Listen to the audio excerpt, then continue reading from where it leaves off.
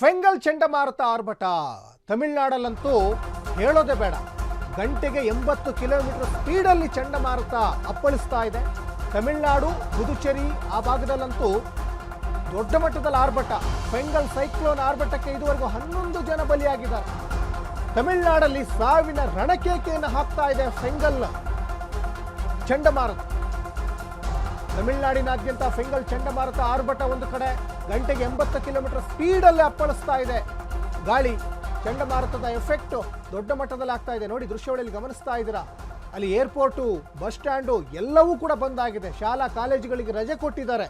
ಮತ್ತೆ ಸಾಕಷ್ಟು ಜನ ಇವಾಗ ಮನೆಯಲ್ಲೇ ಕುತ್ಕೊಳ್ಬೇಕಾದಂತಹ ಅನಿವಾರ್ಯತೆ ಎದುರಾಗ್ತಾ ಇದೆ. ಯಾವ ಸಂದರ್ಭದಲ್ಲಿ ಎಲ್ಲೆಲ್ಲಿ ಅಪ್ಪಳಿಸುತ್ತೋ ಗೊತ್ತಾಗ್ತಾ ಇಲ್ಲ. ಅದರಲ್ಲೂ ಕೂಡ ಈ ಕರಾವಳಿ ಭಾಗದಲ್ಲಿ, ಕಡಲ ತೀರ ಪ್ರದೇಶದಲ್ಲಿ ಮತ್ತು ತೀರ ಪ್ರದೇಶದಲ್ಲಿ ಯಾರ್ಯಾರೆಲ್ಲ ವಾಸವಾಗಿದ್ದಾರಲ್ಲ ಅವರಿಗೆಲ್ಲ ಒಂದು ಕಡೆ ಸೂಚನೆ ಕೊಟ್ಟಿದ್ದಾರೆ. ಸುರಕ್ಷಿತ ಸ್ಥಳಗಳಿಗೂ ಕೂಡ ಕಳಿಸ್ತಾ ಇದ್ದಾರೆ.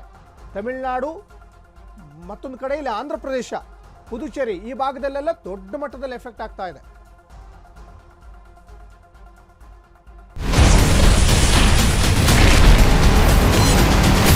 Ashwavega English News. Coming soon. Your channel, your voice, your trust.